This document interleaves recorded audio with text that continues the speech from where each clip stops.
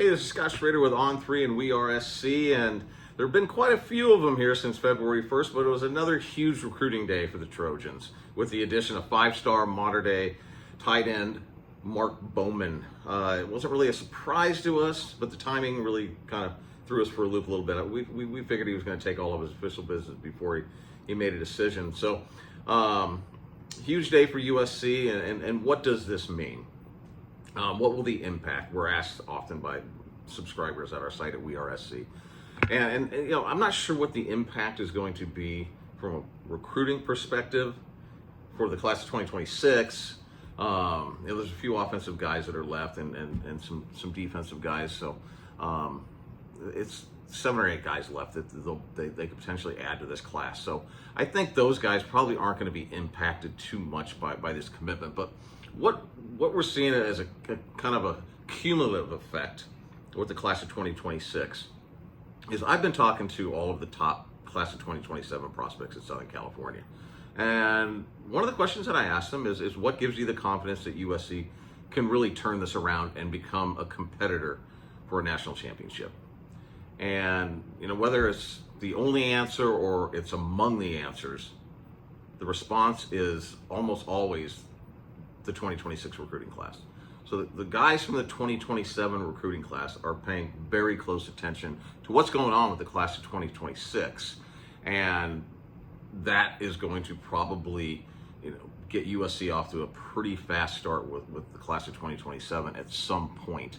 You know, I think USC is still, you know, I've been told by USC sources that they could have several guys committed right now, but they're still at the point where it's a little early and they still want to see guys play and then just be 100% sure on who they're bringing in or the best guys that they should bring in. So this was a huge commitment, and then you know, I'm here in Hawaii. I got 1 day left, and there's a kid here named Talanoa Ili who USC is in a very strong position for. He's not ranked a 5-star, but he's one of those guys that I think is right there, you know, kind of on the border of a 4 and 5-star. Regardless, it would be another enormous pickup. So what we've got coming up here next week is the first official visit weekend. And Talanoa Ili told me last week that he thought he was going to be changing his official visit date from the 17th to the 19th for June 6th through the 8th. So, you know, stay on the lookout for that. I'm expecting some change. I think we'll hear, you know, a change with Tom Tapui as well.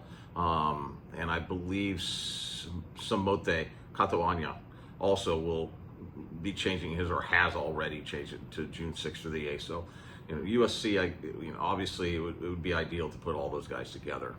So anyway, huge day for USC. I know USC fans are ecstatic today. I think some are probably still in a little bit of a state of disbelief that they were able to get a 5-star tight end committed today. But you know, it's the end result of having a really good coaching staff. Give a lot of credit to Chad Savage. Give a lot of credit to Chad Bowden. Give a lot of credit to Lincoln Riley. But give a shitload of credit to House of Victory and the USC donors and alums that have contributed to House of Victory. That's making a significant difference in what happened last year and what happened this year.